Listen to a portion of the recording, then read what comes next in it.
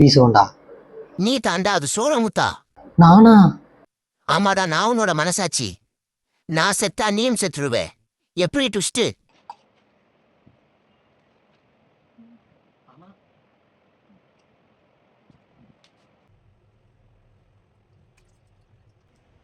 அம்மா மா டேய், யாரா நீ இத்தனைண்டுக்கிற? நான் மினியேச்சர். மினியேச்சரா? நீ மினியேச்சருங்கிறது உன்னை பார்த்தாலே தெரியுது. எதுக்கு வந்த திடீர்னு? அட்வைஸ் பண்ண. எதுக்கு வந்த? அட்வைஸ் பண்ணுறதா? அட்வைஸ் பண்ணுறதுக்கு ஆளை பாரு. இத்தனைண்டு புள்ள பூச்சி மாதிரி இருந்துட்டு நசுக்க நசுக்க நசுக்கி தூக்கி எறிஞ்சிருவேன். போடா அந்த சைடு. நீ என்ன நசுக்க முடியாது கூட இன்னொரு உயிர் இருக்கு. அவனையும் சேர்த்து நசுக்கி தூக்கி வீசுவோண்டா.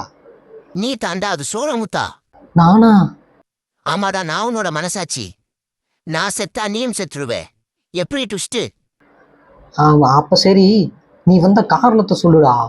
அதான் சொன்னேன்ல அட்வைஸ் பண்ண.